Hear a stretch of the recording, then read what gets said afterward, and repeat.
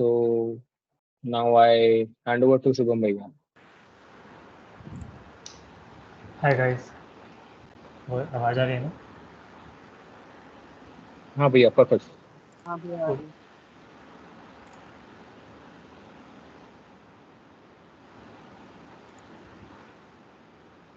Screen भी visible है, right?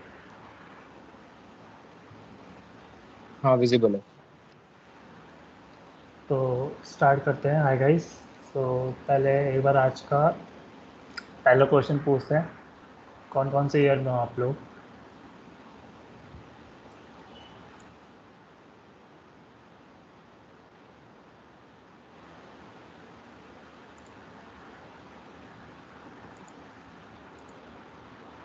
So एक poll, I have created one poll. You guys can answer there.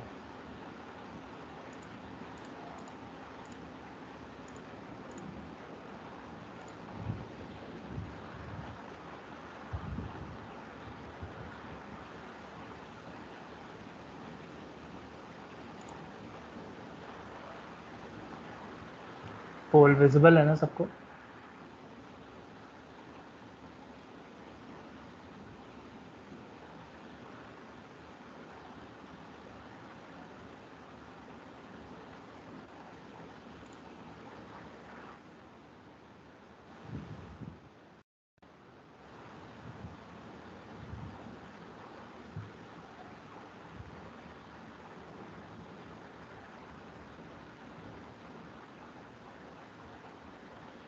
Respond करो यार।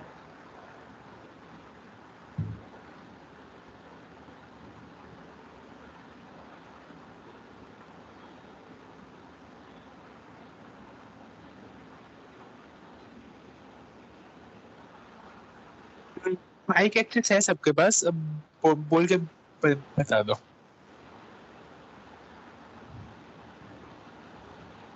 भैया फर्स्ट ईयर। Second year. भैया फर्स्ट ईयर है। First year. Second year. भैया first year. First year. Second year. First year. First year. First year भैया.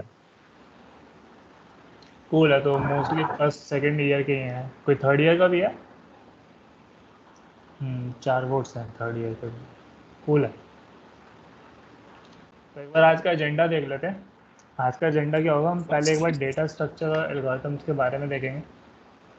फिर हम देखेंगे कॉम्पिटिटिव प्रोग्रामिंग क्या होती है, और उसके बाद हम देखेंगे कि रोड मैप क्या है, कि इनको फॉलो कैसे करें और किस स्ट्रक्चर्ड वे में फॉलो करें।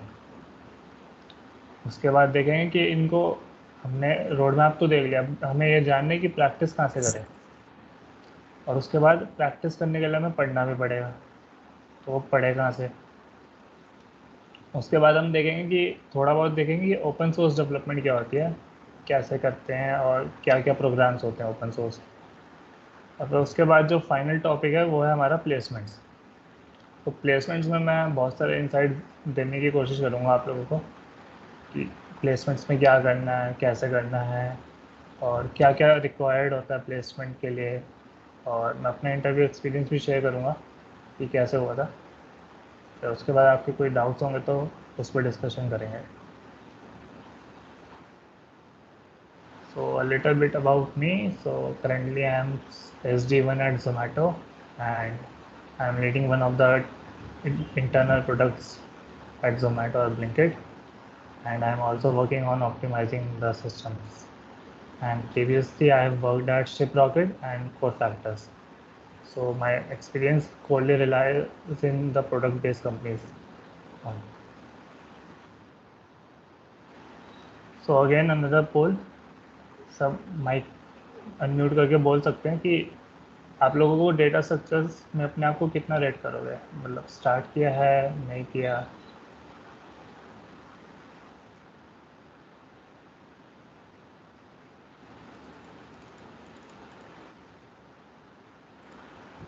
Not started yet. Okay, Not started yet. We're trying to build basics of the programming languages. Not started भैया। 0।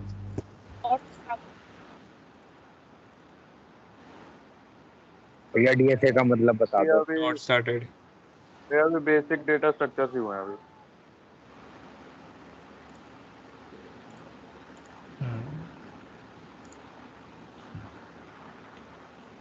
इसका भी पोल डाल दिया है, जिसको वोट करना कर सकता है।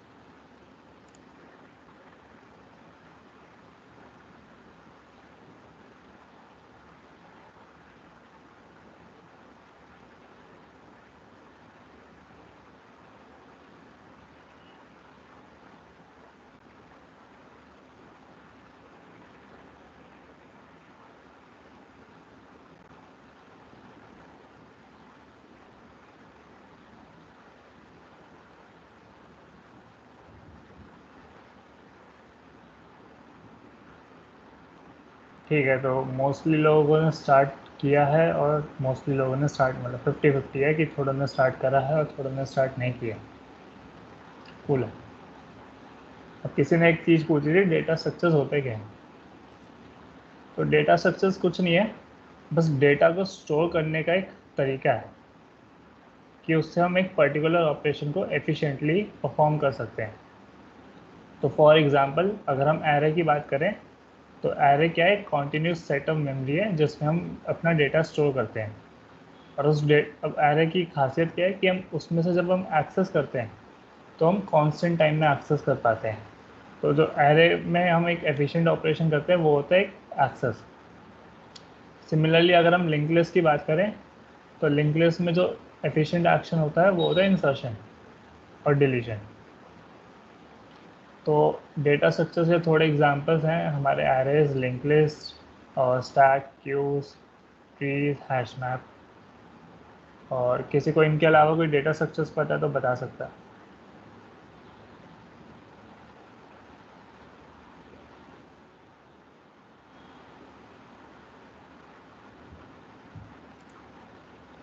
एनीवन?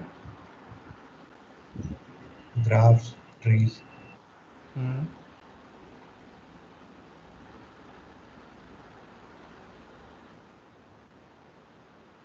ठीक है, तो ग्राफ्स हो गया।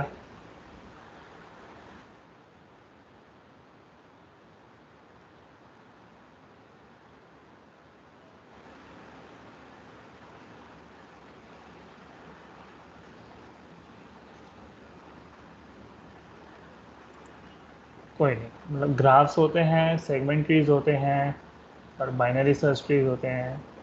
थोड़े ये भी होते हैं एडवांस डेटा स्ट्रक्चर्स।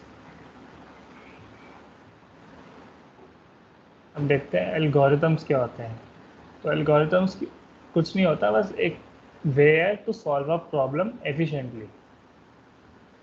तो उससे क्या होगा, जो भी हम प्रॉब्लम को सॉल्व करने जा रहे हैं उसका जो रन टाइम है वो सबसे मिनिमम होना चाहिए और वो हम प्रॉब्लम को एक कांस्टेंट टाइम में सॉल्व कर रहे हो। कहीं ये ना हो रहा हो कि हम एक प्रॉब्लम को सॉल्व कर रहे हैं बट उसमें टाइम बहुत ज़्यादा लग रहा है। तो एल्गोरिथम एक प्रॉब्लम को एफिशिएंटली सॉल्व करने का तरीका बताता है। सॉरी,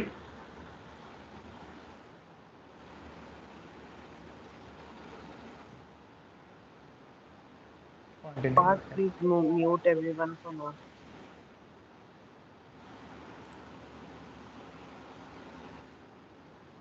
तो एल्गोरिथम्स के बहुत सारे एग्जांपल्स होते हैं। तो थोड़े से यहाँ पे हैं हमारे सर्चिंग एल्गोरिथम्स होती हैं, सॉर्टिंग एल्गोरिथम्स होती हैं, हमारी ग्राफ एल्गोरिथम्स भी होती हैं और डायनामिक प्रोग्रामिंग एल्गोरिथम्स भी होते हैं हमारे।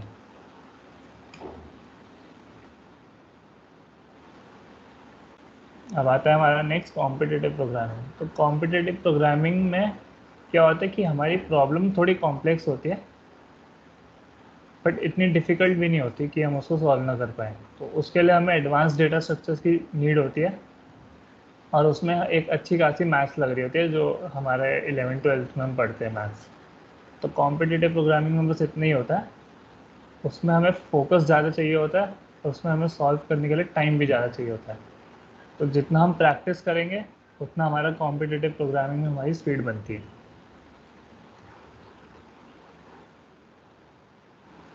तो एक बार रोड मैप देख लेते हैं कि कैसे हमें डेटा स्ट्रक्चर्स और एल्गोरिथम्स को फॉलो करना है, समझना है। तो फर्स्ट चीज़ यही है कि हम एक लैंग्वेज पकड़ लें अपने लिए। वो C++ हो सकती है, जावा हो सकती है, पाइथन हो सकती है, जावास्क्रिप्ट हो सकती है, लैंग्वेज कोई भी हो सकती है। उसके बाद जो नेक्स्ट चीज़ हमें करनी है, उस लैंग्वेज की जो भी स्टैंडर्ड लाइब्रेरीज हैं या जो भी बेसिक फंक्शंस और इनबिल्ट लाइब्रेरीज हैं वो हमें पता होने चाहिए। और उसके अलावा तो प्रैक्टिस करते रहना होता है हमें और अपने आप को कंसिस्टेंट रखना होता है। और अगर जिसको रोड मैप चाहिए हो डिटेल्ड में वो ये लिंक देख सकता है। मैं ये लिंक चैट में भी डाल दूँगा।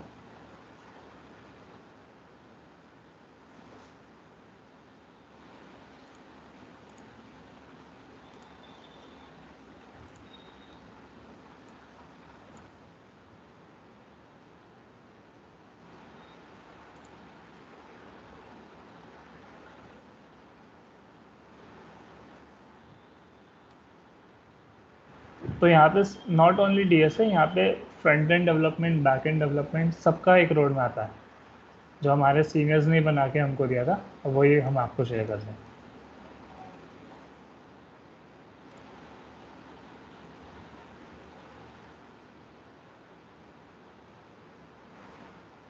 अब एक नेक्स्ट चीज़ आती है कि हम मोटिवेटेड हैं डेटा सक्सेस को करने के लिए, बट हम करेंगे कहाँ से?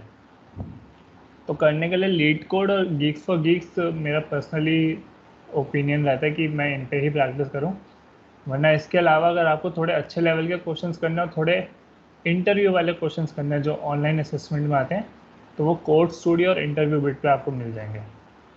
और अगर आपको कॉम्पिटिटिव प्रोग्रामिंग करनी है तो आप कोड शेफ या code forces all time best है, तो आप उस पर अपना कॉम्पिटिटिव प्रोग्रामिंग कर सकते हो। प्रैक्टिस करने से पहले हमें चीज़ें भी पता होनी चाहिए कि करना क्या है, चीज़ें होती क्या हैं। तो उसके लिए एक तो होता है कि आप गीक्स फॉर गीक्स और लीड कोड पे जाओ और वहाँ पे डिस्कशन सेक्शन होता है, वहाँ पे आप इंटरव्यू एक्सपीरियंस देखो और ऑनलाइन असेसमेंट क्वेश्चंस देखो, जो भी पास्ट रिसेंट ऑनलाइन असेसमेंट्स हुए हैं वहाँ पे क्या क्या क्वेश्चंस आए उनको सॉल्व करो। और एडिटोरियल्स होते हैं गीक्स फॉर गीक्स पे और लीड कोड पे, उनको पढ़ो जिसमें कोई अपने पर्टिकुलर कंसेप्ट को समझा रहा होता है कि इस कंसेप्ट को कैसे कर सकते हैं। अगर एडिटोरियल से आपको समझ कम आता है तो आप यूट्यूब पे जा सकते हो। यूट्यूब पे टेक यू फॉरवर्ड या स्ट्राइवर कह सकते हो, इनका एक चैनल है। आप यहाँ पे जो भी आपके एडवांस टॉपिक्स है जैसे बाइनरी सर्च हो गया, ग्राफ्स हो गया, ट्रीज हो गया, डायनामिक प्रोग्रामिंग हो गया, उसका ये बेस्ट कंटेंट है यूट्यूब पे। और अगर आपको basic arrays, link list, hash map पढ़ना है तो आप यूट्यूब पे पेप कोडिंग देख सकते हो। पेप कोडिंग की बहुत बड़ी प्लेलिस्ट है जिसपे ऑलमोस्ट एक एक क्वेश्चन का एडिटोरियल है। और अगर आपको थोड़ा एडवांस पढ़ना है फॉर CP तो एक वेबसाइट है cpalgorithms.com। यहाँ पे आपको सारे एडवांस डेटा स्ट्रक्चर्स और एल्गोरिथम्स के बारे में पता चल जाएगा और उसको सॉल्व करने के लिए वहाँ पे क्वेश्चंस भी दे रखे हैं कि इस पर्टिकुलर टॉपिक के ये क्वेश्चंस हैं। तो वो सारे क्वेश्चंस कोड फोर्सेस या कोड शेफ या ऐड कोडर के होते हैं। तो जिसको अगर CP करनी है आई वुड रिकमेंड कि आप CP एल्गोरिथम्स पे ज़रूर जाओ। एक्सक्यूज मी भैया, मैं कुछ कह रहा हूँ। कुछ बच्चों के मैसेजेस आ रहे हैं, वो बोल रहे हैं कि कॉम्पिटिटिव प्रोग्रामिंग को थोड़ा और डिटेल में एक्सप्लेन कर दो, क्योंकि बहुत लोगों को पता नहीं है कॉन्टेस्ट कैसे होते हैं, किस लेवल पे होते हैं। तो कॉम्पिटिटिव प्रोग्रामिंग में कॉम्प्लेक्सिटी ऐसे आती है कि जो प्रॉब्लम होती है वो डायरेक्टली ऐसे, जैसे आप लीड कोड पे देखते हो कि एक प्रॉब्लम स्टेटमेंट दे दी, उसको सॉल्व करने का वो बोलते हैं कि आप उसका एक सॉल्यूशन देते हो। बट कॉम्पिटिटिव प्रोग्रामिंग में कभी भी स्ट्रेट फॉरवर्ड आपको प्रॉब्लम नहीं देते। इट्स लाइक अ मैथ्स की वर्ड प्रॉब्लम कि आपको एक वर्ड प्रॉब्लम देते हैं, आप उससे एक मैथमेटिकल इक्वेशन बनाते हो और फिर आप उस मैथमेटिकल इक्वेशन को सॉल्व करते हो।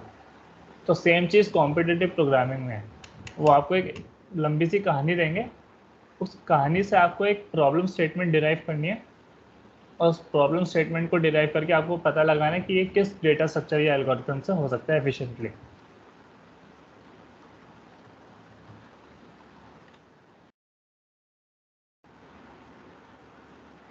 और कोई डाउट्स? नहीं भैया, थैंक यू। कूल है। तो ये तो हो गया एक डेटा स्ट्रक्चर एल्गोरिथम और कॉम्पिटिटिव प्रोग्रामिंग का ओवरव्यू। अब नेक्स्ट चीज़ आती है डेवलपमेंट। तो इज़ इट रियली इम्पोर्टेंट? अगर आज की बात करें तो development is equally important as data structure and algorithms. और ये डेवलपमेंट हेल्प कैसे करता है? तो when you sit in an interview, तो सबसे पहले आपका रेज्यूमे देखा जाता है, और आप रेज्यूमे में सिर्फ डेटा स्ट्रक्चर्स और एल्गोरिथम्स नहीं दिखा सकते। आपको अपना प्रोजेक्ट्स दिखाने होते हैं जिससे आप अपना वर्क रिप्रेजेंट करते हो टू द ऑर्गेनाइजेशन कि हाँ, मैंने इन चीज़ों पर काम किया, मैंने ये चीज़ें बनाई हैं। दूसरी चीज़, जब आप कोई भी कंपनी ज्वाइन करोगे तो वहाँ पे कभी भी डेटा स्ट्रक्चर और एल्गोरिथम इस हाईएस्ट लेवल पे नहीं हो रहा था कि आप रोज़ कोई ग्राफ का क्वेश्चन कोड कर रहे हो या आप कोई रोज़ लिंक लिस्ट का क्वेश्चन कोड कर रहे हो। एक स्पेसिफिक सेट ऑफ प्रॉब्लम आती है बट नॉट वेरी फ्रिक्वेंट कि आप डेटा स्ट्रक्चर्स को अपने डे टू डे लाइफ में यूज़ कर रहे हो। और जैसे जब भी आप कोई ऑर्गेनाइजेशन ज्वाइन करते हो, अगर आप बिना डेवलपमेंट एक्सपीरियंस के ज्वाइन करोगे तो आपको डिफ़िकल्टी होगी to gather the concepts, to understand the code base. तो अगर आपको डेवलपमेंट आती होगी पहले से तो आप जल्दी से ग्रैब कर पाओगे और जल्दी से एफिशिएंटली वहाँ कंट्रीब्यूट कर पाओगे।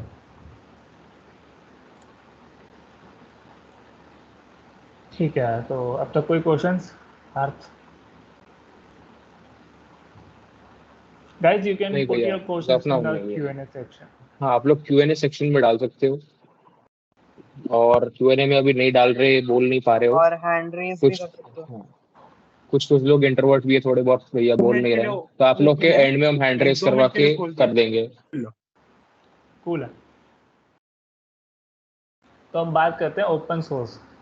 तो ओपन सोर्स में क्या होता है कि एक कम्युनिटी होती है, उसमें आप भी हो सकते हो, मैं भी हो सकता हूँ, कोई भी हो सकता है, and all of them contribute towards the development of a project. तो जो पॉपुलर एग्जांपल है ओपन सोर्स के वो है रिएक्ट, लिनक्स, फायरफॉक्स और VLC मीडिया प्लेयर। तो ओपन सोर्स का फ़ायदा क्या होता है? तो पहली चीज़ ये है कि जब आप ओपन सोर्स करते हो तो आपकी डेवलपमेंट स्किल्स अपने आप बढ़ रही होती हैं, और जब आप ओपन सोर्स करते हो तो आपका एक नेटवर्क बनता है जो कि काफ़ी हेल्पफुल होता है आपके लिए। तो उससे आपकी अपॉर्चुनिटीज़ अनलॉक होती हैं कि आपको कोई दूसरी कंपनी में रेफरल दे रहा है, कोई आपको अपनी ही कंपनी में वापस ले रहा है, अगर वो open source as a employ hire भी करती है लोगों को। और सेकेंड चीज़ होती है, फाइनल चीज़ होती है rewards. Most open source programs में रिवॉर्ड्स भी मिलते हैं। तो जो पॉपुलर ओपन सोर्स प्रोग्राम है वो है गूगल समर ऑफ कोड, जिसमें अराउंड 1.5 लाख तक स्टाइपेंड मिलता है, but it depends on organisation, but हाँ 1.5 तक मिलता है, 1.5 to 1 लाख स्टाइपेंड होता है। उसके अलावा समर ऑफ बिटकॉइन, जिसको भी ब्लॉकचेन या वेब3 में इंटरेस्ट है वो यहाँ पे भी अप्लाई कर सकता है। उसके अलावा दो और हैं, मेजर लीग हैकिंग और हैकटोबर फेस्ट। यहाँ पे ऑडियंस बहुत सारी होती है, तो ऑडियंस सब में ही बहुत सारी होती है, बट इन दो में कुछ ज़्यादा ही होती है कि हो सकता है आप उतना कंट्रीब्यूट ना कर पाओ। तो गूगल समर ऑफ कोड की अगर बात करें तो इसमें एक सिंपल सा प्रोसेस होता है कि गूगल ऑर्गेनाइजेशंस को बोलता है कि जिनको भी ओपन सोर्स प्रोजेक्ट करवाना है वो अपनी एप्लीकेशन दे दो।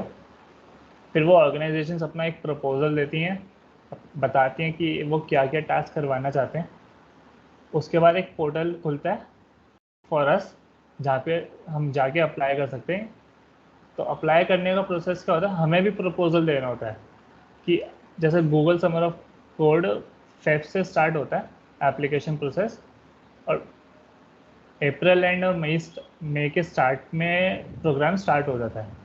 तो आपको प्रपोजल देना होता है कि 3 मंथ्स के लिए आप कैसे अपना वर्क करोगे, कैसे अपना आप जो जो टास्क हैं उनको मैनेज करोगे, और उन टास्क को भी आप कैसे करोगे, उनकी टेस्टिंग, डेवलपमेंट, डिप्लॉयमेंट, वो आप सब कैसे करोगे। तो आपको एक अपना प्रपोजल देना होता है जब वो प्रपोजल एक्सेप्ट हो जाता है तो आप G-SOC के लिए एलिजिबल होते हो, और फिर आपका मई से स्टार्ट हो जाता है, मोस्टली मई या अप्रैल एंड ऐसे वो वेरी करता है ईयर टू ईयर।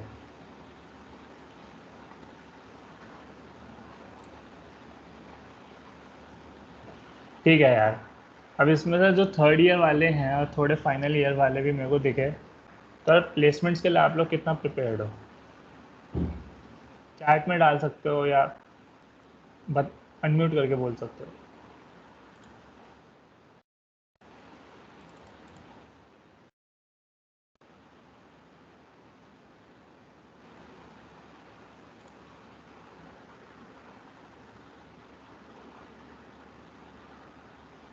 भैया मेरे पास और अभी मैसेज आया 4-5 बच्चों का। आपने भी ओपन सोर्स का पूछा ना, तो वो पूछ रहे हैं कि मतलब उनको थोड़ा बहुत डेवलपमेंट आता है, मतलब फ्रंट एंड वगैरह, HTML CSS जावास्क्रिप्ट। तो वो ये पूछ रहे हैं कि मतलब स्टार्ट कैसे करें, जैसे आपने बोला ना प्रपोजल वगैरह देना, तो बोल रहे हैं एक स्टार्ट कैसे करें, बिल्ड कैसे करें इसको, अपनी प्रोफाइल को अपने एंड पे ओपन सोर्स के लिए। तो ओपन सोर्स के लिए यही होता है कि आप जो मार्केट में जो पॉपुलर टूल्स हैं, जो लैंग्वेजेस हैं, उन पे अपनी डेवलपमेंट, हेवी डेवलपमेंट करो। मतलब उसमें आपका थोड़ा DSA से आप डाइवर्ट हो जाते हो, बट आपका डेवलपमेंट काफ़ी ज़्यादा हैवी होना चाहिए कि आपको पता हो कि अगर कोई प्रॉब्लम स्टेटमेंट दे रहा है तो आप समझ पाओ कि हाँ, इस प्रॉब्लम स्टेटमेंट को हम ऐसे सॉल्व कर सकते हैं। और ओपन सोर्स में भी जो मैंने अपने एक्सपीरियंस में देखी हैं ऑर्गेनाइजेशंस, दो तरह की होती हैं। एक होती हैं कि जो जिसमें हम भी कंट्रीब्यूट कर सकते हैं एज अ स्टूडेंट, मतलब बेसिक जावास्क्रिप्ट का ही कोई काम है या बेसिक पाइथन का ही कोई काम है। और थोड़ी ओपन सोर्स ऑर्गेनाइजेशन जैसे VLC हो गया, और थोड़ी ओपन CV होती है। ओपन CV एक ऑर्गेनाइजेशन है जो कंप्यूटर विजन पे काम करती है, तो ये मशीन लेवल लैंग्वेज पे लोगों को मांगते हैं। तो वहाँ पे हर तरीके की ऑर्गेनाइजेशन होती है। अब आपको सेलेक्ट करना है उसमें से उन ऑर्गेनाइजेशंस को जो जिसमें आपकी स्किल सेट मैच होती है। और अगर आपको एग्जांपल दूँ तो दो ऑर्गेनाइजेशन होती हैं। एक ऑसी फाउंडेशन है, AOSS, मैं चैट में डाल देता हूँ।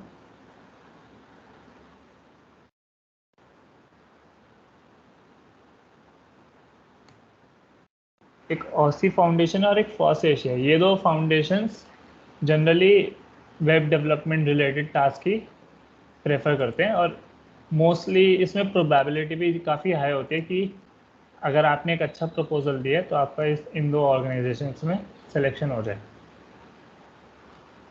इसका एक ही तरीका है मेनली, तो कि आप डेवलपमेंट पे अपना हाईली फोकस रखो अगर आपको ओपन सोर्स में ही जाना है तो।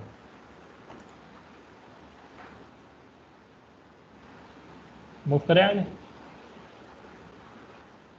हाँ भैया श्योर।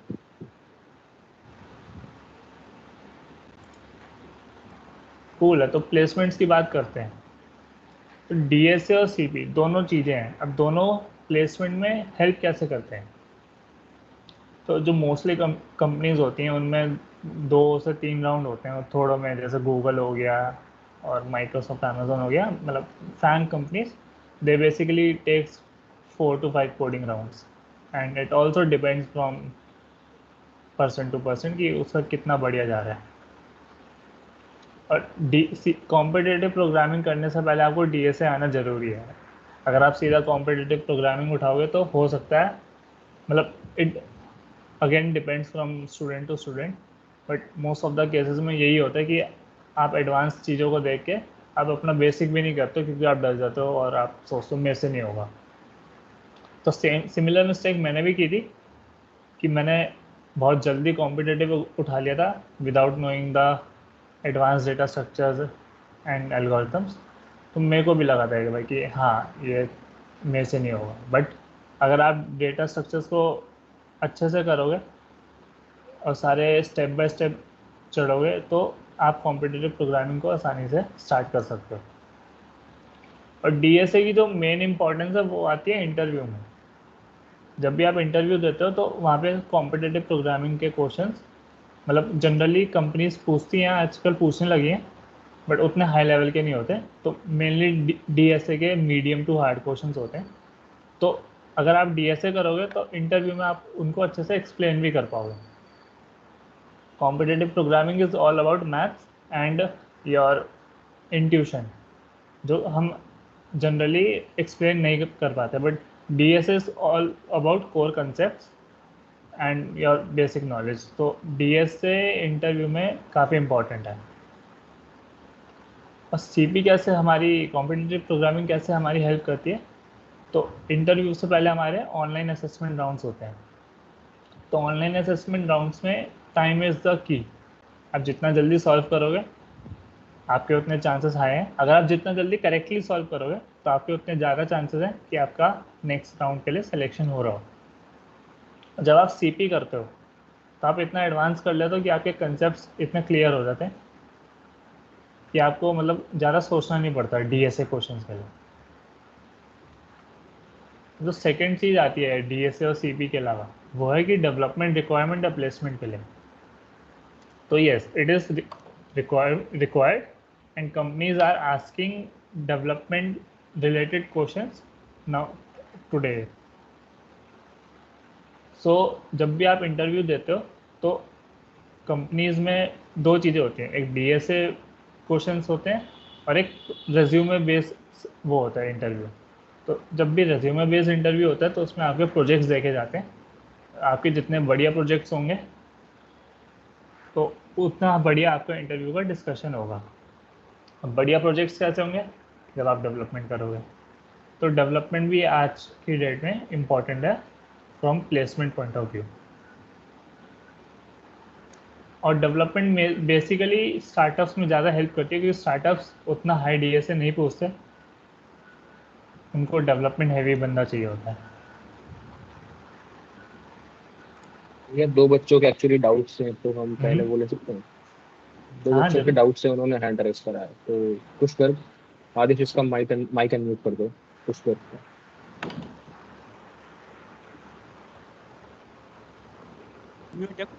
कुछ भी बोल सकते थे।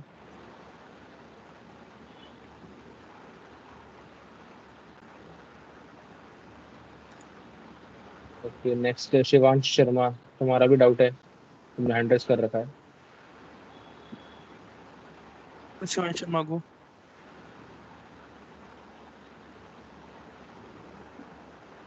भैया मेरा डाउट था कि अगर मशीन लर्निंग में जाना हो हम्म, तो उसके लिए क्या क्या करना चाहिए। जैसे कुछ लोग बोलते हैं मतलब पाइथन को ज़्यादा मास्टर कर लो।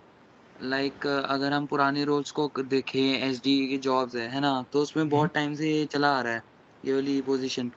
तो अगर अभी इस रोल में जाएं किसी कंपनी में तो थोड़ा उस लेवल पे पहुंचना हार्ड है। तो मशीन लर्निंग में जो कि अभी नई नई आई है उसमें थोड़ा मास्टर कर ले तो बेटर रहेगा। तो क्या करना चाहिए।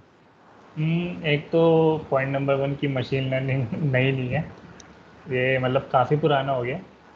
और मशीन लर्निंग में अगर इंडिया में बात करूं तो उतना स्कोप नहीं है क्योंकि इंडिया में अभी AIML पे स्टार्ट हुआ है काम होना। फिर चाहे वो एक MNC कंपनी हो जो इंडिया में काम कर रही हो, मतलब अगर आप गूगल के भी जो प्रोजेक्ट्स इंडिया में चल रहे हैं आप उनको देखोगे तो मेनली गूगल का जो अपना गूगल पे है इंडिया में वही काम हो रहा होता है गूगल पे और जो भी गूगल के इंटरनल टूल्स हैं। और अगर आप स्टार्टअप्स की भी बात करोगे तो स्टार्टअप्स में अभी इतना AIML नहीं हुआ है। और मेनली अगर देखा जाए तो सब ChatGPT के ही मॉडल्स को यूज़ करते हैं। तो इंडिया में अगर देखें तो ML इतना, मेरा यही ओपिनियन है कि इंडिया में अभी ML जैसी इंडस्ट्री में जाना थोड़ा टफ है क्योंकि बहुत लेस नंबर ऑफ अपॉर्चुनिटीज़ है। और अगर आपको फिर भी इंटरेस्ट हो और आपको जाना हो तो ML के लिए राइट पाइथन को मास्टर करना है, प्लस आपको स्टैट्स और प्रोबेबिलिटी आनी चाहिए क्योंकि that's the key for making a model in ML। और ML से पहले आपको एक बार डेटा साइंस भी करना पड़ेगा क्योंकि ML is all about data, और डेटा से खेलने के लिए आपको डेटा साइंस के बारे में भी पता होना चाहिए।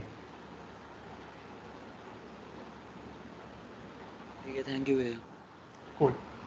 और ये कोई क्वेश्चन? एक स्टूडेंट और ये पूछ रहा था कि डेवलपमेंट पॉइंट ऑफ व्यू से बोल रहा था कि वेब ज़्यादा करना चाहिए, ऐप करना चाहिए, मतलब कंपनीज की रिक्वायरमेंट्स किसको ज़्यादा प्रेफर करती हैं। तो वेब में क्या, फ्रंट एंड या बैक एंड?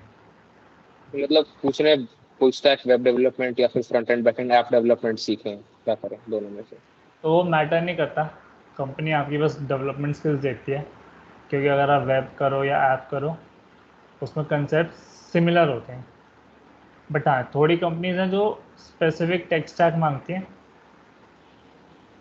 तो जैसे आप अगर एंड्रॉयड कर रहे हो तो एंड्रॉयड में कॉटलिन मांगते हैं, वेब कर रहे हो तो वेब में आज की डेट में अगर फ्रंट एंड की बात करें तो react JS is the most popular framework, और अगर बैक एंड की बात करें तो बैक एंड में जावा और गोलैंग, ये दो मोस्ट पॉपुलर लैंग्वेजेस चल रही हैं।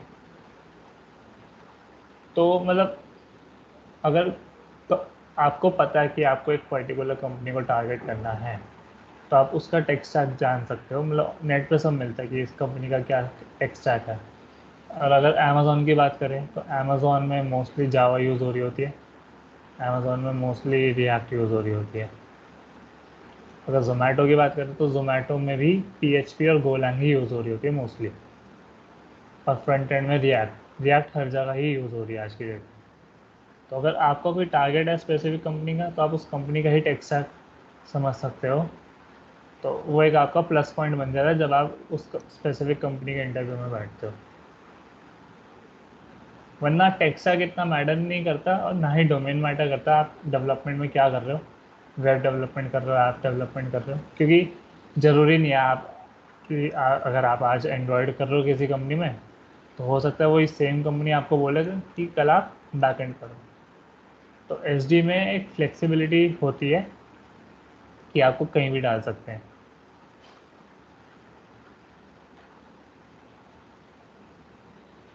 और कोई क्वेश्चन? ओके भैया, थैंक यू। आगे बढ़।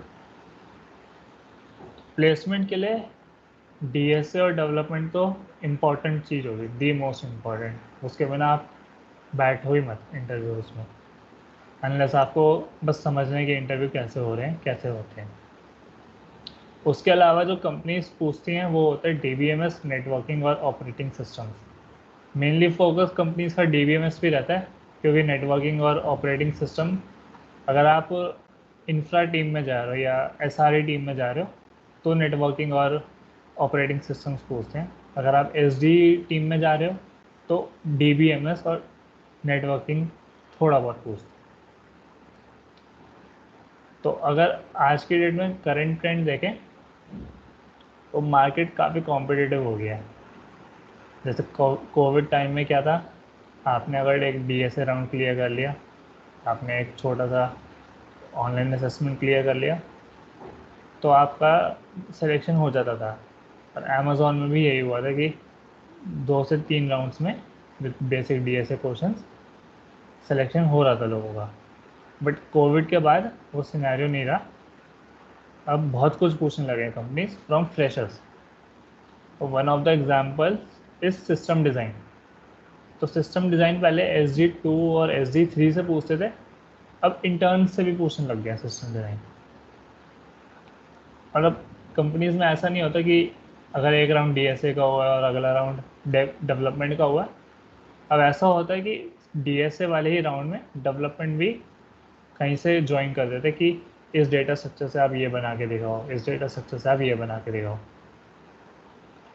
और अगेन सिस्टम डिज़ाइन, तो सिस्टम डिज़ाइन काफ़ी बूम पे आ रहा है अगर इंटरव्यू पॉइंट से देखें, और इंटर्न्स SG1 सबसे पूछ रहा है।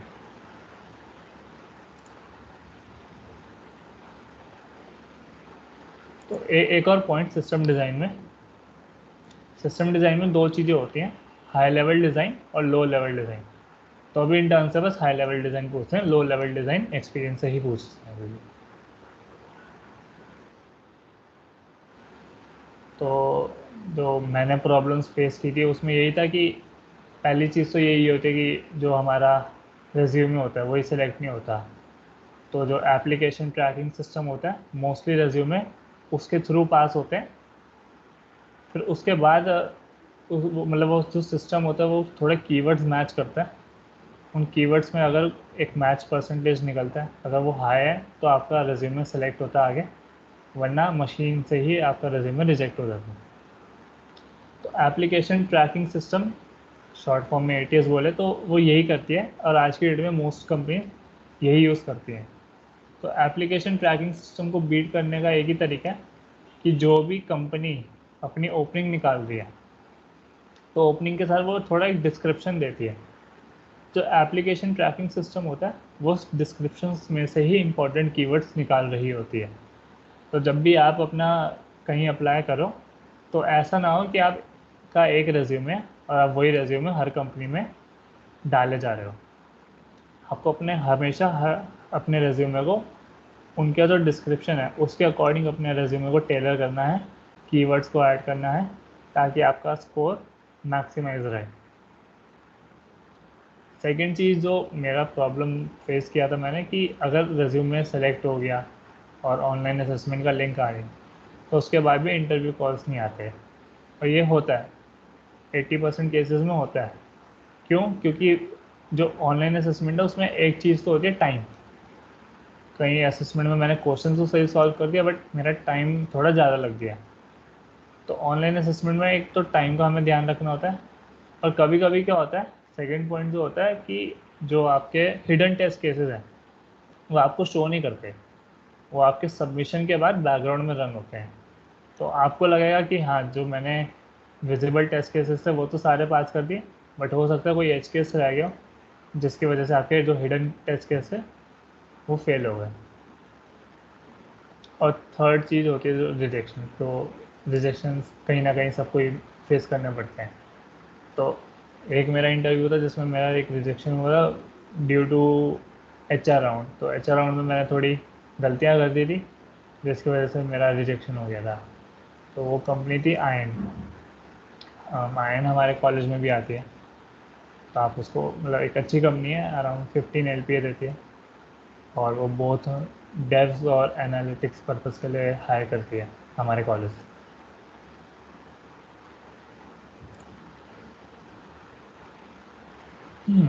तो ठीक है, मेरा एक्सपीरियंस जो जोमेटो में था, तो जोमेटो जनरली 2 टेक राउंड लेती है फॉर इंटर्न्स, और फॉर SG 3 राउंड्स लेती है।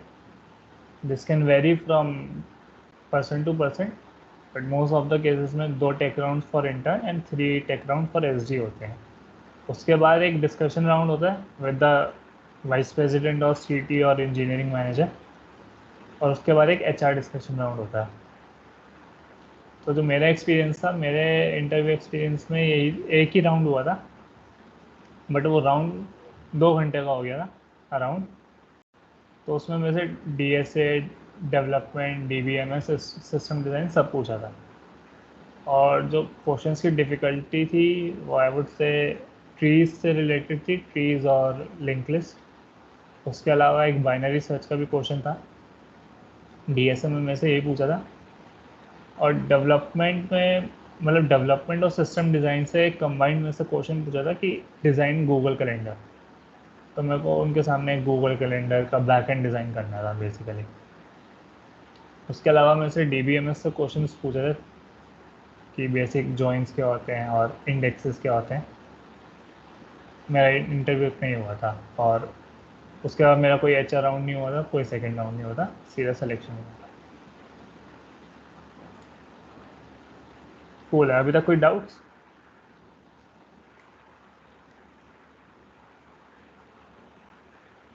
पार्थ, एक डाउट्स हैं? भैया आपने ऑफ कैंपस जोमेटो के अलावा और कौन कौन सी कंपनीज में अप्लाई किया था? तो ऑफ कैंपस तो जितनी भी ओपनिंग्स आती थी मैं सब में ही अप्लाई करता था, बट मेरे को कॉल्स एक जोमेटो के अलावा एक बैंगलोर का एक स्टार्टअप था एडटेक, वहाँ से आया था, और उसके बाद मेरे को एक ये फिनटेक से आया था, बट मेरे लोकेशन रिस्ट्रिक्शन थे तो मैं गुड़गांव में ही प्रेफर करा मैंने। ओके। और जैसे आजकल भैया नया नया टेक आ रहा है, आपने जैसे ब्लॉकचेन और वेब3 के बारे में बात करी थी, तब जो काफ़ी सारी फिनटेक फर्म्स हैं या HFTs हैं, ट्रेडिंग फर्म्स, वो सारे अपने क्या एनवायरनमेंट्स वगैरह जो इंफ्रास्ट्रक्चर है ना वो क्लाउड पे शिफ्ट कर रही हैं और ब्लॉकचेन एनवायरनमेंट्स डेवलप कर रही हैं उनके लिए। तो उस पॉइंट ऑफ व्यू से, पर्सपेक्टिव से भी ये सब सीखना जरूरी है ब्लॉकचेन वगैरह, या फिर उसके बगैर भी विल बी ओके? हाँ, ब्लॉकचेन के बिना भी इट इज़ ओके। और अगर हम हाई फ्रिक्वेंसी ट्रेडिंग कंपनीज की बात करें तो H F T generally competitive programming पूछती हैं और कुछ नहीं पूछती, सिर्फ सी पी, नथिंग एल्स।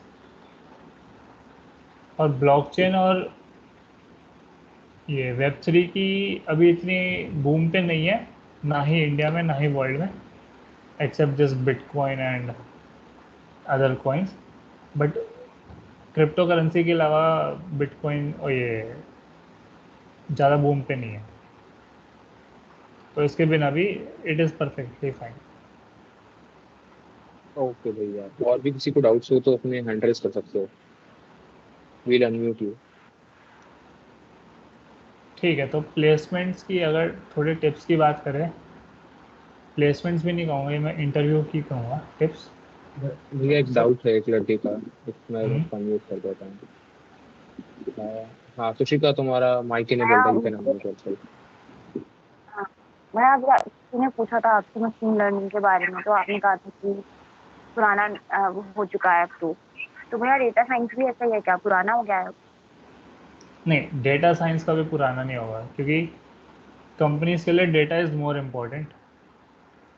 क्योंकि डेटा मतलब बिकता है मार्केट में, और डेटा से काफ़ी सारे इंसाइट्स निकलते हैं जिससे कंपनीज अपने कस्टमर्स को टारगेट करती हैं। बट एमएल उतना बूम पे नहीं है कि कंपनीज अपने एमएल मॉडल्स, मतलब ट्रायल्स रन पे सबके चल रहे हैं एमएल मॉडल्स, बट ऐसा कोई हाई स्केल डेवलपमेंट नहीं हो रही जितना मेरे को पता है मार्केट में। एटलीस्ट इंडिया में तो नहीं हो रहा इतना हाई स्केल पे। Even at Zomato we are creating some AI models, but सब ट्रायल रन पे चल रहे हैं अभी। भैया तो क्या डेटा साइंस के लिए फिर इसी में पाइथन में भी डीएसए कर सकते हैं? क्योंकि जितनों से मैंने पूछा तो सब बोलते हैं कि सी प्लस प्लस में करो, करना है तो DSA, Python is not good for DSA. DSA, देखो डीएसए मतलब मैटर नहीं करता आप सी प्लस प्लस में करो या पाइथन में करो। अगर आपने पहली स्लाइड देखी हो तो उसमें मैंने लिखा है अंडरस्टैंड द लैंग्वेज। मैंने लैंग्वेज नहीं बताई, आप कोई भी लैंग्वेज कर सकते हो, इट डजेंट मैटर। बट जो भी लैंग्वेज करो आपको उसकी स्टैंडर्ड लाइब्रेरी ज़रूर पता होनी चाहिए।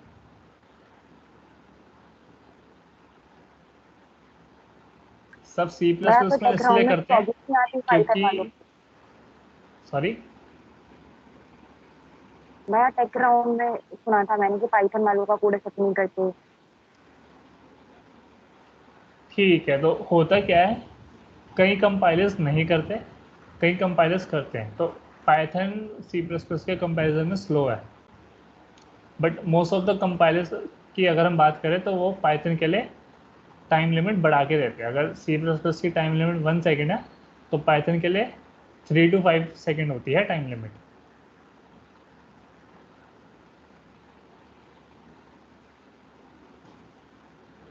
और एक इंटरव्यू में चीज कभी में भी आपको जज नहीं करा जाता बेस्ड ऑन द लैंग्वेज। एक चीज मैं इसमें ऐड करूंगा, जो भी लैंग्वेज के बारे में भी पूछ रहा था, वो डिपेंड जब करता है जब आप क्वेश्चन सॉल्व करते हो ना, प्रैक्टिस करते हो, तो उसमें आपका टाइम काउंट होता है अपने कितने मिली सेकेंड में आपका प्रॉब्लम जो है वो एग्जीक्यूट हो रहा है, कंपाइल हो रहा है। तो सी प्लस प्लस जावा के कंपैरिजन में वो कंपाइल टाइम काफी ज्यादा होता है पाइथन का, इसलिए लोग बोलते हैं कि सी प्लस प्लस से जावा में करो। इट डजंट मैटर आप किस में कर रहे हो। ओके बिल्कुल भैया। सही था। कूल है, तो आगे बढ़ते हैं। तो अगर हम इंटरव्यू की टिप्स की बात करें, हाँ जस्ट अ सेकेंड।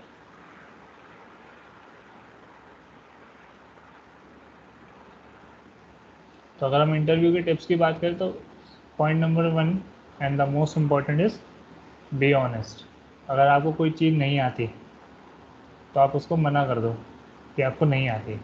अगर आप अपनी बना बनू के कोई बात बताओगे या बना बनू के कोई कंसेप्ट बताओगे तो हो सकता है वो आपके लिए एक रेड फ्लैग बन जाए और इंटरव्यू उसी चीज़ को पकड़ के डिस्कशन आगे ले जाए।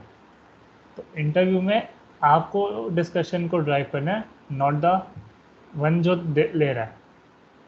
अगर आप अपने अकॉर्डिंगली इंटरव्यू को ड्राइव करोगे तो वो आपके बेनिफिट में रहेगा। और अगर उन्होंने कोई क्वेश्चन पूछा और आपने ऑलरेडी वो प्रॉब्लम को सॉल्व किया है, तो क्विकली उसकी अप्रोच डिस्कस करो और नेक्स्ट क्वेश्चन पे मूव करो। क्योंकि अगर आप ऐसा बिहेव करोगे कि आपको क्वेश्चन नहीं आता, आप फर्स्ट टाइम सॉल्व कर रहे हो, इंटरव्यू आपको पकड़ लेगा। उसे पता चल जाएगा कि आपने क्वेश्चन पहले से करा हुआ है और अब आप टाइम किल कर रहे हो।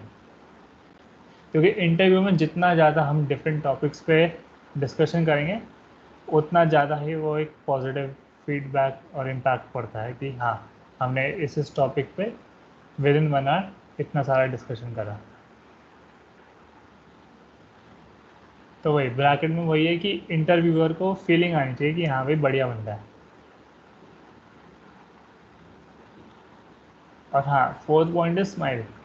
अगर आप मतलब मैंने खुद फेस किया है, तो मेरे फ्रेंड्स ने भी ये चीज़ फेस करी है कि वी वर नॉट स्माइलिंग, और इंटरव्यू बोलता है इसका कोई मूड नहीं है, इसका कोई मन नहीं कर रहा देने का, सो दे सिंपली रिजेक्ट।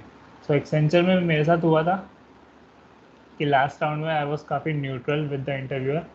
काफ़ी मैं इंटरेक्ट नहीं कर रहा था, मतलब इंटरेक्ट कर रहा था but not with that enthusiasm, so I was rejected there.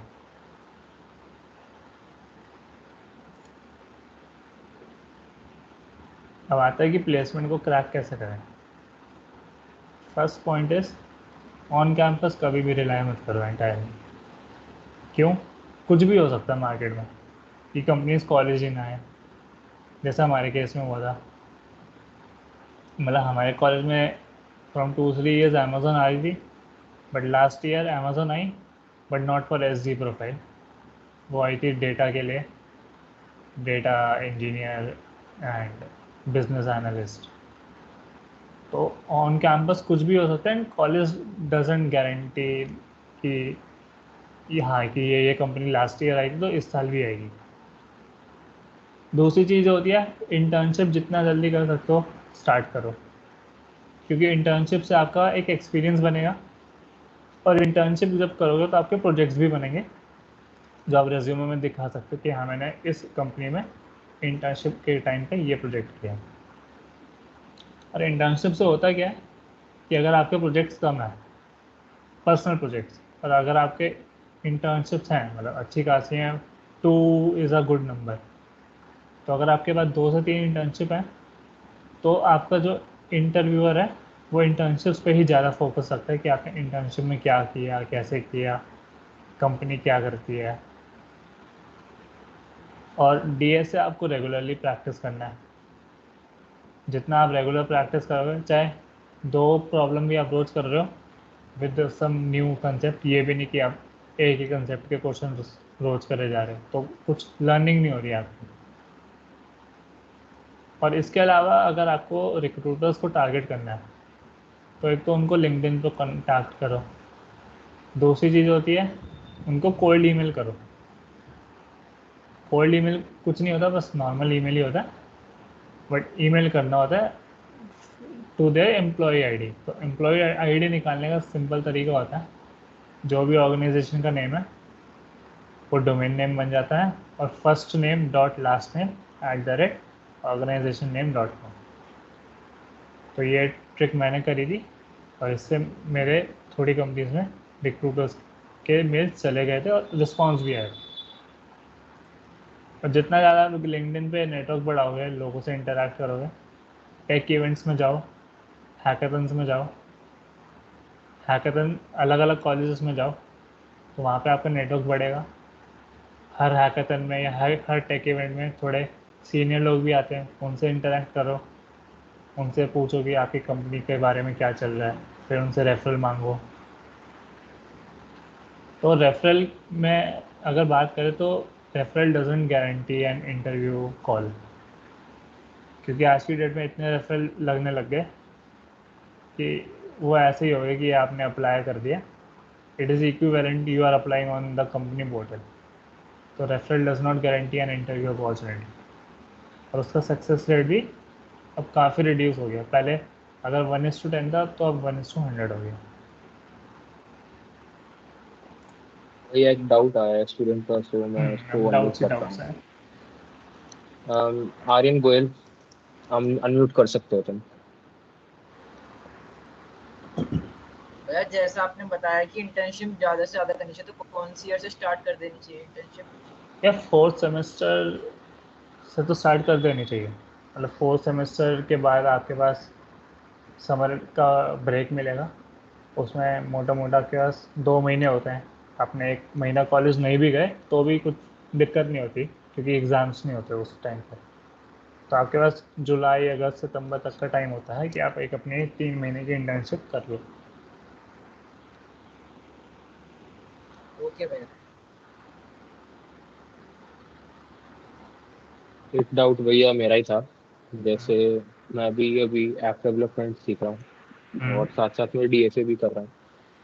तो आपको जैसे पता है हमारे कॉलेज में बड़ा वो रहता है, सीएससी डिपार्टमेंट में थोड़ी स्ट्रिक्टनेस रहती है कंपेयर टू आईटी एंड अलग एचओडी हमारे थोड़े स्ट्रिक्ट है, तो वो बड़ी मैनेज करने में प्रॉब्लम होती है। अटेंड भी, कॉलेज भी जाओ, डीएसए भी करो, ये सब। यार अगर तुम एचओडी के पास जाओगे ना, उनको बोलो सर आपके पास अगर कोई प्रोजेक्ट्स हैं तो आप वो हमें करने को दो। मैंने भी यही किया था। तो जब आप एचओडी के साथ जाओ, अचल सर के पास जाओगे तो वी प्रिसाइज, तो अचल सर अपने अंडर बहुत सारे प्रोजेक्ट्स कराते हैं।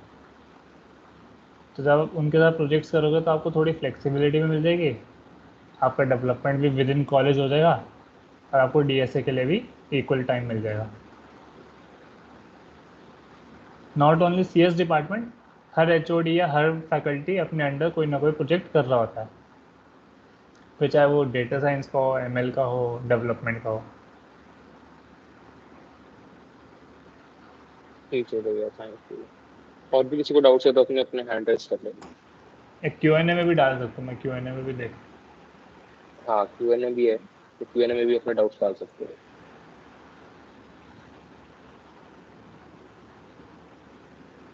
What should be required to get internship in first year?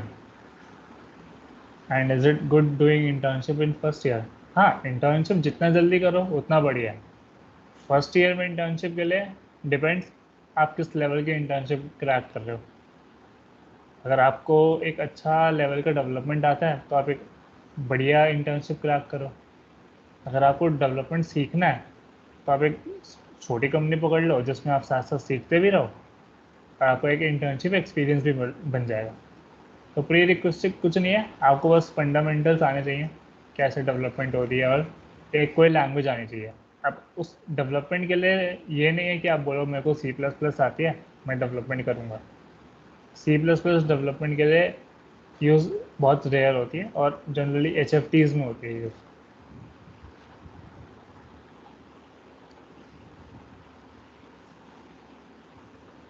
Where we focus more any language or DSA? गौरव थोड़ा इलेबोरेट करोगे अपना क्वेश्चन? गौरव टंडन।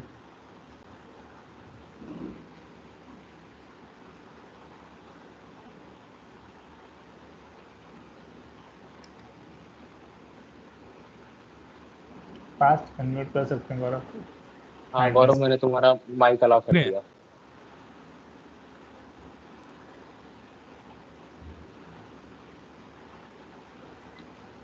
भैया मेरा सवाल ये है कि हम जैसे अलग अलग तरह की लैंग्वेज भी सीख रहे हैं, ऊपर से फिर हम डीएसए भी पढ़े, तो हम अपना फोकस ज़्यादा कहाँ पे दें?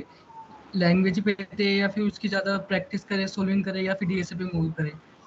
प्रॉब्लम सॉल्विंग तो मस्ट है, आप 10 लैंग्वेज सीख लो, बट प्रॉब्लम सॉल्विंग तो एक अलग चीज़ है। अब ज़रूरी नहीं है कि आप सारी प्रॉब्लम सॉल्विंग एक ही लैंग्वेज में करो। अगर आपको 2-3 लैंग्वेज अच्छे से आती है तो किसी भी लैंग्वेज में कर लो। अच्छा भैया, मेरा एक और सवाल है इसमें। अभी आपने जैसे इंटर्नशिप के बारे में बताया, तो जैसे एज अ सॉफ्टवेयर इंजीनियर हम वेब भी सीख रहे हैं, फिर अलग अलग प्रोग्रामिंग लैंग्वेज भी सीख रहे हैं, तो हमें इंटर्नशिप किस में करनी चाहिए? वेब डी में करनी चाहिए या फिर कोई भी प्रोग्रामिंग लैंग्वेज में? आप इन दोनों को अलग अलग क्यों कर रहे हो? वेब डी और प्रोग्रामिंग लैंग्वेज को अलग क्यों कर रहे हो? मतलब डेवलपमेंट में आप क्या करते हो? किसी लैंग्वेज को यूज़ ही तो करते हो। हाँ। तो डेवलपमेंट तो मतलब मेरे को ये समझ नहीं आया आपने इन दोनों को अलग अलग क्यों बोला। भैया जैसे वेब डेवलपमेंट वो तो अलग ही है ना, HTML CSS जावास्क्रिप्ट वो तो अलग ही चीज़ है। तो जावास्क्रिप्ट भी तो एक लैंग्वेज है। और web development is not necessary कि आप HTML CSS या जावास्क्रिप्ट कर रहे हो. That is one side of the web development. The another side of web development is backend. Backend में आप जावा करो, पाइथन करो, गोलांग करो, रूबी करो. ओके भैया, thank you. How to get into quant trading side, HFT. HFT के लिए simple है, CP करो. तगड़ी वाली CP आनी चाहिए. और जो भी CP के कॉन्टेस्ट होते हैं, गूगल किकस्टार्ट तो बंद हो गया शायद, किकस्टार्ट या कोड जैम में से एक कॉन्टेस्ट बंद हो गया. उसके अलावा भी होते हैं. ऐड कोडर पे जाओ, कोड फोर्सेस पे जाओ, कॉन्टेस्ट दो, CP पे 2000 प्लस की रेटिंग लाओ, अपने आप कंपनीज अप्रोच करेंगे आपको. How much CGPA is good. तो CGPA का फंडा ये है, कंपनीज मांगती हैं, कंपनीज नहीं भी मांगती. जोमेटो में CGPA नहीं मांगते, सिर्फ मार्कशीट मांगते हैं, आप पास हो गए या नहीं. बट हाँ, अगर जो कंपनीज ऑन कैंपस आती हैं, ऑन कैंपस में जो, अब ऑन कैंपस में 200 बच्चा है, 200 बच्चों में से फिल्टरिंग कैसे होगी? तो पहले लेवल की फिल्टरिंग होती है CGPA से. तो CGPA 8.5 तक काफ़ी है. 8.5 से 9, 8 to 9 के बीच में गुड एनफ CGPA.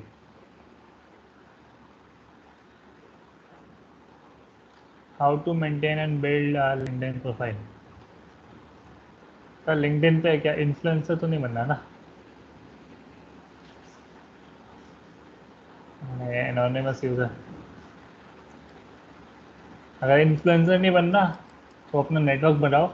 नेटवर्क बढ़ाने के लिए जो एक अच्छे लेवल पे लोग बैठे हैं, इंजीनियरिंग मैनेजर्स हो गए, SD3 हो गए, SD1 हो गए. SD1 अच्छी कंपनीज है, वरना अगर आप थोड़े कम अच्छी कंपनीज में जा रहे हो तो उनके इंजीनियरिंग मैनेजर्स, CTOs, इनको कनेक्ट करो. इनसे कनेक्ट करके रेफरल के लिए पूछो, ओपनिंग के लिए पूछो. और LinkedIn पे आप अपने प्रोजेक्ट्स डालो. रेज्यूमे का एक लिंक होना चाहिए अपडेटेड हमेशा. अपना गिटअप का प्रोफाइल होना चाहिए, कोडिंग प्रोफाइल होना चाहिए बेसिकली.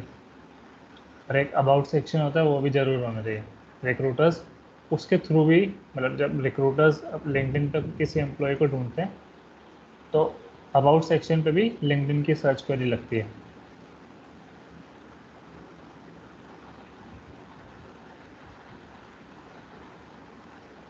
हेलो भैया चैट में से एक डाउट है विनाश का, उसको ले लो पहले.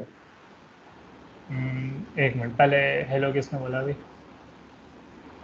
ये अविनाश. बोलो. मेरा क्वेश्चन ये था कि आपने कौन कौन से लैंग्वेज किए थे, जैसे जोमेटो में लगा है आपका, तो और एक और दो क्वेश्चन थे मेरे. और इसके अलावा जैसे आप किसी भी कोर कंपनी में एज ए इंटर्न करते हो, तो वो क्या चीज़ें देखते हैं, मतलब अगर आप अप्लाई कर रहे हो कोर कंपनी में तो क्या चीज़ें देखते हैं जो इससे वो शॉर्ट लिस्ट करते हैं? ठीक है, तो जोमेटो से पहले मेरे को 2 ही लैंग्वेज आती थी. C++, मतलब C++ तो बेसिकली DSA के लिए आती थी. उसके अलावा मेरे को जावास्क्रिप्ट और पाइथन आती.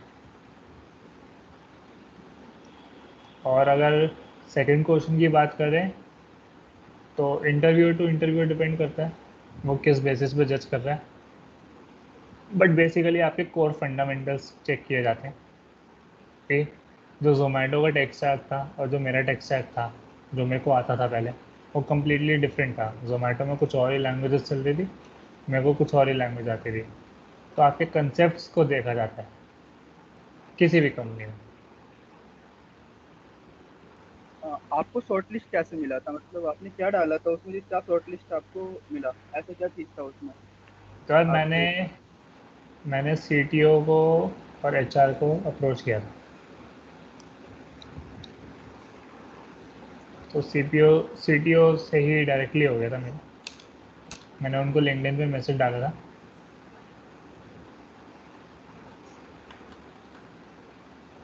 और ये भैया ये डीएसए के क्वेश्चंस हैं, ये भी वो देते हैं क्या आपने लीड कोड पे या फिर जीएफजी पे कितने क्वेश्चंस किए हैं? ये तो नहीं है ना उसको या जब बल्क लेवल पे फिल्टरिंग करते हैं ना एचआर, तो एचआर के पास ज़्यादा टाइम नहीं होता, तो वो यही देखते हैं कि आपने कितनी प्रैक्टिस करी हुई है।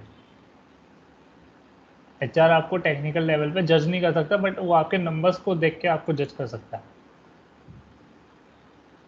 कि आपने नंबर ऑफ इंटर्नशिप्स कितनी की, आपके प्रोजेक्ट्स कितने हैं, आपने प्रॉब्लम सॉल्विंग कितनी ज़्यादा करी है।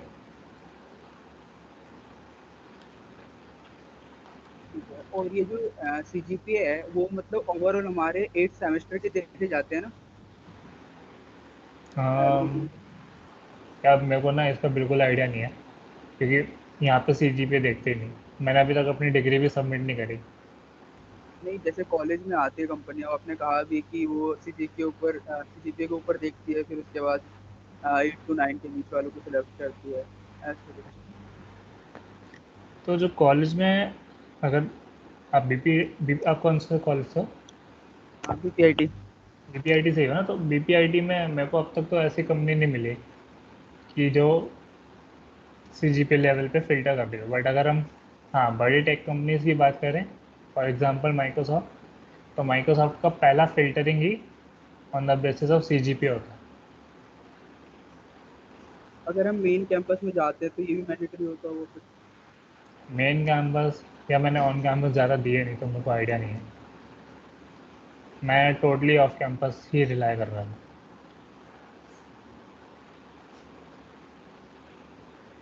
भैया एक डाउट मेरा ही है कि जैसे आपने बताया, जैसे आपने सीटीओ और एचआर को डायरेक्ट अप्रोच किया लिंक्डइन पे, तो वही चीज हो सकता है कोई टीयर 2 टीयर 1 कॉलेज का भी स्टूडेंट कर सकता है, कर रहा हाँ, होगा। तो उसने भी प्रोजेक्ट्स बनाए होंगे अच्छे, उसकी भी कोडिंग प्रॉब्लम सॉल्विंग प्रोफाइल अच्छी होगी, तो उसको ओवरकम कैसे किया? हाँ, तो एक कॉलेज टीयर एक कंट्रोवर्शियल टॉपिक है, बट हाँ, अगर थोड़ा बहुत डिस्कशन करें इस पे, तो आपको उनसे भी स्टैंड आउट होना पड़ता है। तो अगर आप जोमेटो का या माइक्रोसॉफ्ट का देखोगे, ये ऑन कैंपस हायरिंग सिर्फ आईआईटीज या डीटीयू में करते हैं। बट ऑफ कैंपस अगर ये लोग पिक कर रहे हैं, तो आपको स्टैंड आउट होना पड़ता है कि हाँ, और एक बढ़िया बंदे हैं।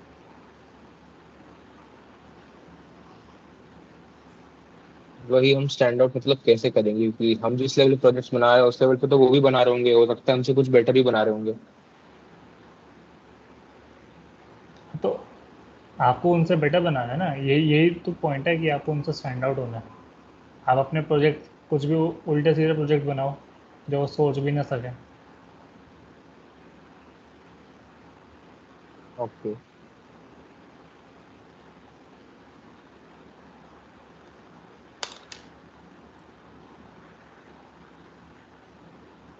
और अटेंडीज में से जिसके भी डाउट हो या तो हैंड रेस कर लो, क्यूएनए में डाल दो, whatever you feel like.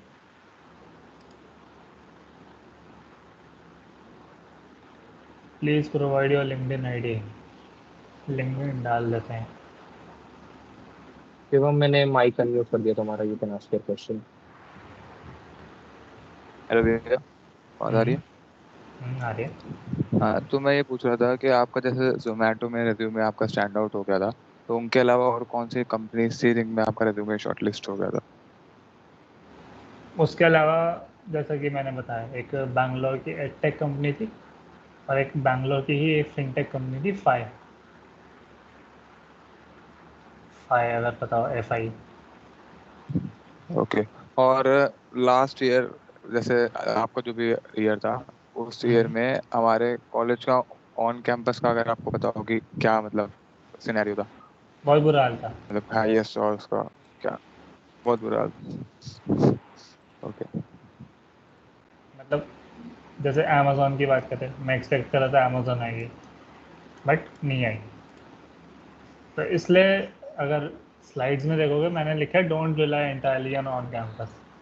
On campus ऐसे समझो कि आपके लिए वो गिफ्ट है। ओके भैया।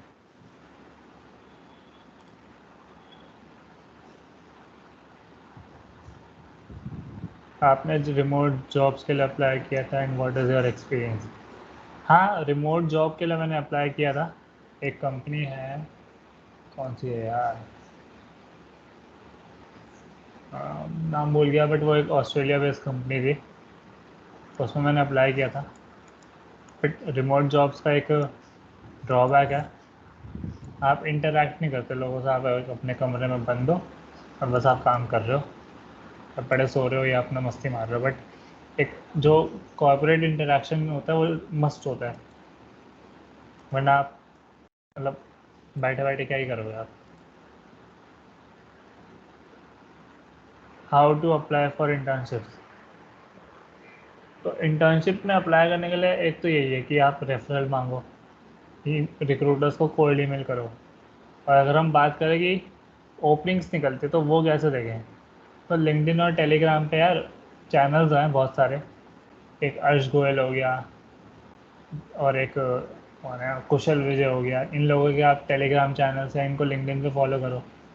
ये लोग जब भी कोई ओपनिंग आती है सबसे पहले ये लोग यूट्यूब पे डाल देते हैं या लिंक्डइन पे पोस्ट डाल देते हैं कि इस कंपनी में ये ओपनिंग निकली हुई है। उसके लिए तो अगर आपको अपॉर्चुनिटी के बारे में पता करना है तो उसके लिए तो आपको ही सबसे ज़्यादा एक्टिव होना पड़ेगा।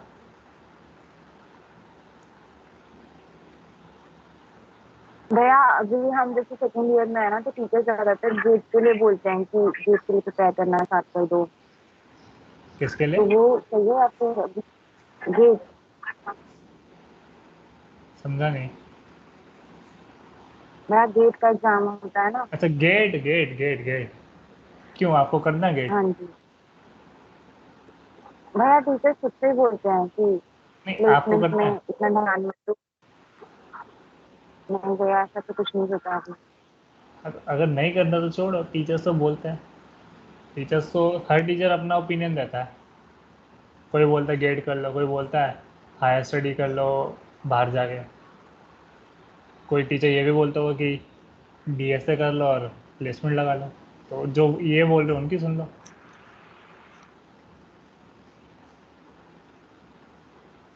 और तुम्हारा माइक अलाउड है, यू कैन म्यूट योरसेल्फ।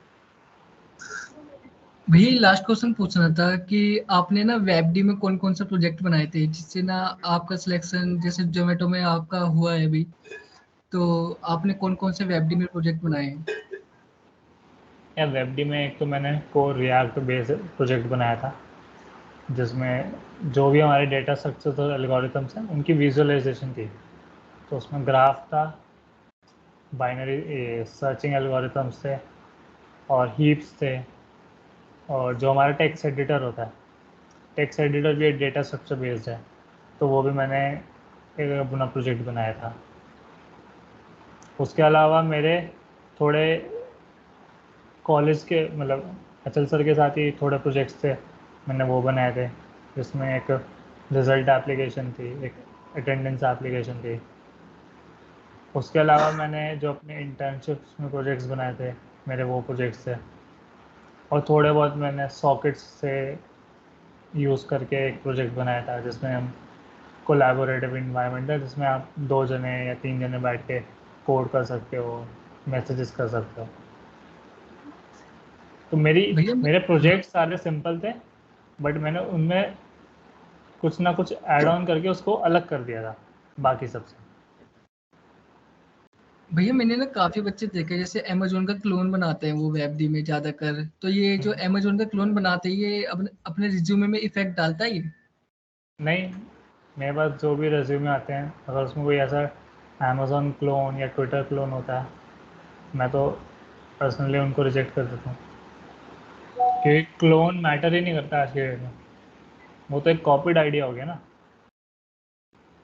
हाँ भैया वो कॉपीराइट हो गया, अगर उसमें हम थोड़े बहुत चेंज करके अपना कुछ अलग से इनोवेट कर देते हैं नया, तो सर वो थोड़ी कॉपीराइट हो सकता है, वो तो अलग ही होगा ना उससे।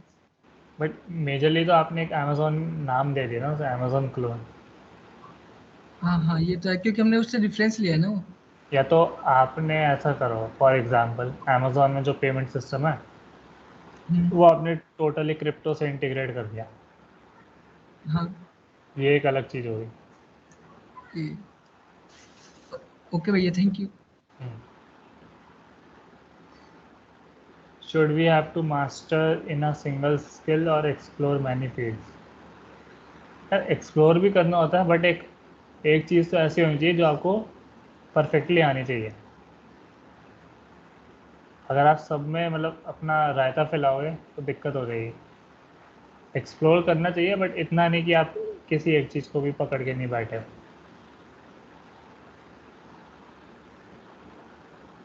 भैया आप सीपी के स्टार्टिंग मंथ में कैसे किए थे?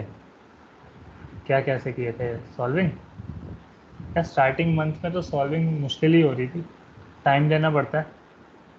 कॉन्टेस्ट दे रहा था रेगुलर, और कॉन्टेस्ट के बाद अब सॉल्विंग जो ज़रूरी होती थी, जो भी उसके सॉल्यूशन है वो पढ़ो।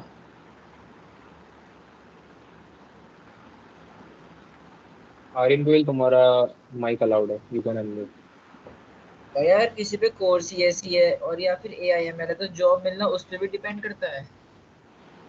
ब्रांच इतना मैटर नहीं करती अगर आपकी स्किल्स बढ़िया हैं तो। अच्छा, बट हाँ, प्रेफरेंस मिल जाती है कई कंपनीज में ना। जैसे आप कई कंपनीज के अगर आप डिस्क्रिप्शन देखोगे ओपनिंग से, तो उसमें लिखा होता है generally students from computer science और आईटी आर प्रेफर्ड। अच्छा भैया, thank you.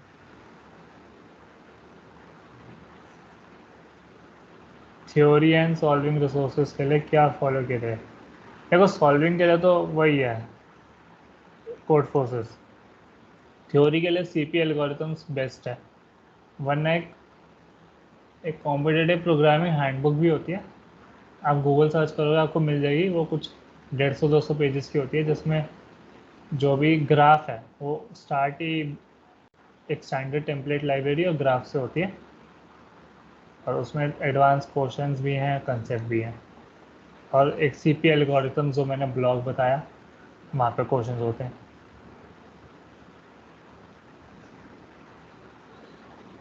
How alumni like you help in placement of college?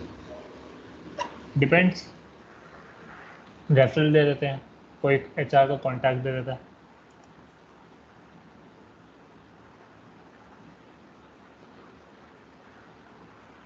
Like in high trading firms, even if we have high competitive score, will tier of college matter a lot? tier of college क्या, वो भी फिर HR पे depend करता है। कोई HR college के basis पे सिलेक्शन शॉर्टलिस्ट कर देता है आगे के लिए, कोई नहीं करता। बट हाँ, अगर आपका इंटरव्यू एक बार स्टार्ट हो गया इंटरव्यू प्रोसेस, तो कॉलेज का टीयर मैटर नहीं करता। हेलो भैया, एक्चुअली मेरे एक डाउट था कि आपने जो डीएसए किया था तो वो आपने कोई ऑनलाइन कोचिंग ली थी या फिर कोर्स लिया था या ऑफलाइन कोचिंग ली थी डीएसए के लिए? नो कोचिंग, ऑनलाइन किया था। हाँ मतलब जो रिसोर्सेज मैंने आपको बताए हैं उन्हीं हम्म। रिसोर्सेज को यूज़ करके मैंने अपना प्रिपरेशन किया था। एक्चुअली भैया थोड़ी कंसिस्टेंसी वो टूट जाती है, तो फिर मतलब ऑनलाइन और ऑफलाइन में मैं कंफ्यूज हो रही थी, क्योंकि ऑफलाइन में भी बहुत ज्यादा गीक फॉर गीक्स के कोडिंग ब्लॉग्स, कोडिंग निंजास, इन सब के हैं ओपन। तो आप बताइए कि ऑनलाइन ऑफलाइन क्या बेटर रहेगा? मेरे ओपिनियन में तो ये सारे इंस्टीट्यूट्स बेकार ही हैं। एक पर्टिकुलर सेट ऑफ प्रॉब्लम्स कराते हैं और उसके बाद आप पे छोड़ देते हैं। मतलब एंड में तो आपकी ही प्रैक्टिस होती है, हम्म। आप कितने प्रैक्टिस कर रहे हो, आप कितना एक्सप्लोर कर रहे हो। वो लोग भी वही पढ़ाते हैं जो इंटरनेट पे अवेलेबल है, बट हाँ, जैसा आपने कहा कि कंसिस्टेंट रहता है। मतलब वो आप एक पर्टिकुलर इन्वायरमेंट में फोर्स कर रहे हो अपने आप को जाने के लिए, ताकि आप एक पर्टिकुलर पाथ पे चलते रहो। हम्म।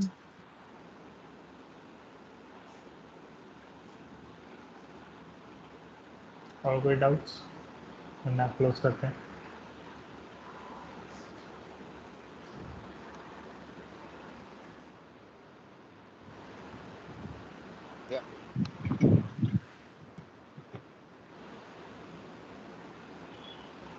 अगर किसी को डाउट्स बाकी हैं, कुछ भी छोटा डाउट बड़ा डाउट, तो क्यूएनए में डाल दो या हैंड करके पूछो। वी हेलो आर भैया। On for last 10 minutes. Hello भैया। मैं कह रहा था आपने काफ़ी कंपनीज में अप्लाई भी किया होगा, तो जो कंपनीज थी जिनमें आपने अप्लाई किया, मेजर कंपनीज, और जिनमें अगर रेज्यूमे रिजेक्शन आया, तो उसके लिए आपको क्या मेजर कॉज लगता है कि उनमें आपको रेज्यूमे रिजेक्ट हुआ डायरेक्टली?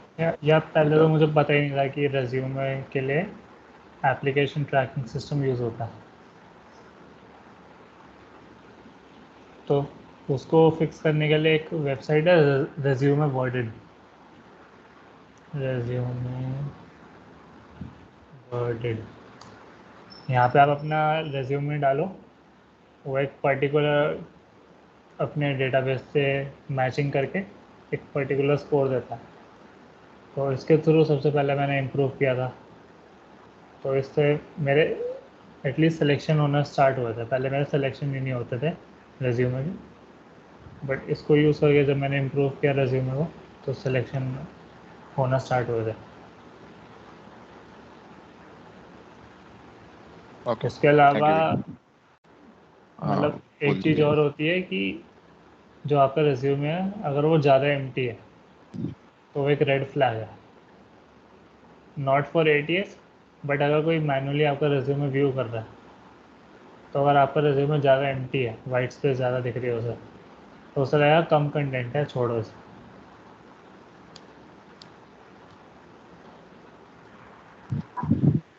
भैया हैकाथॉन से कैसे आना चाहिए?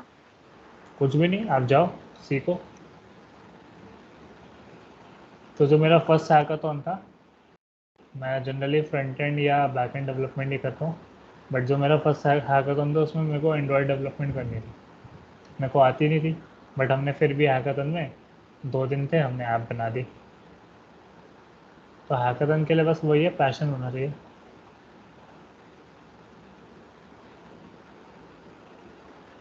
Wherever we can ask for help.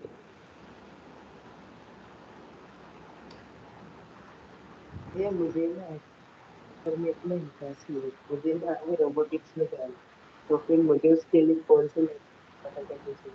यार रोबोटिक्स के लिए तो मतलब बहुत ही लिमिटेड स्कोप है, बट गवर्नमेंट ऑर्गेनाइजेशंस में स्कोप है। तो DRDO फिर फॉर उसके लिए एग्जांपल, क्या? DRDO हर साल इंटर्नशिप्स निकालता है।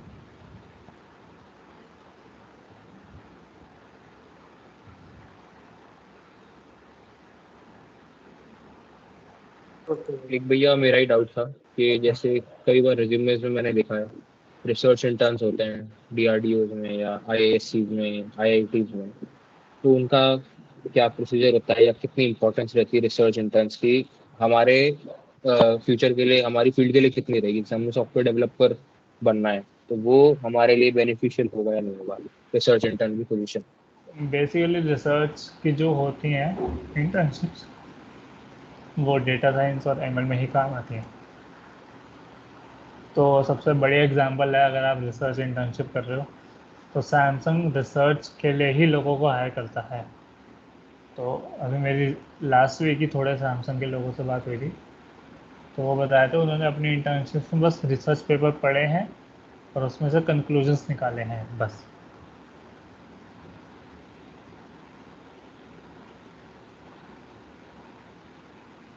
ऐसे ही माइक्रोसॉफ्ट भी रिसर्च इंटर्न्स को हायर करता है।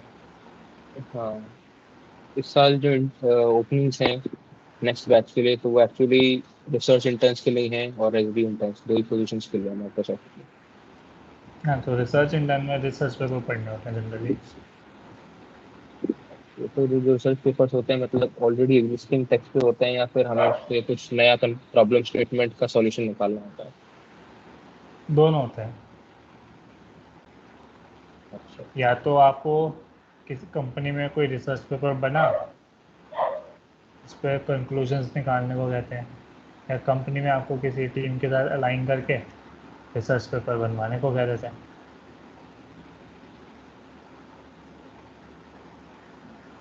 ये अदनान तुमने हैंड रेज करा था, तुम्हारा डाउट है तो ये करना।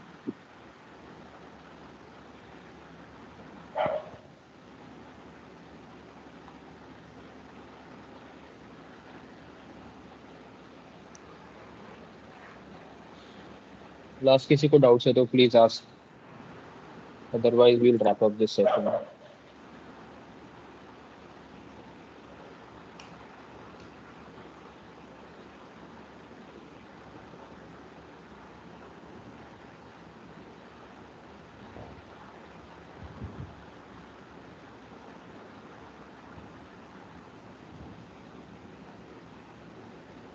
ठीक है भैया, I guess we can wrap up for today. Thanks guys. Thank you everyone.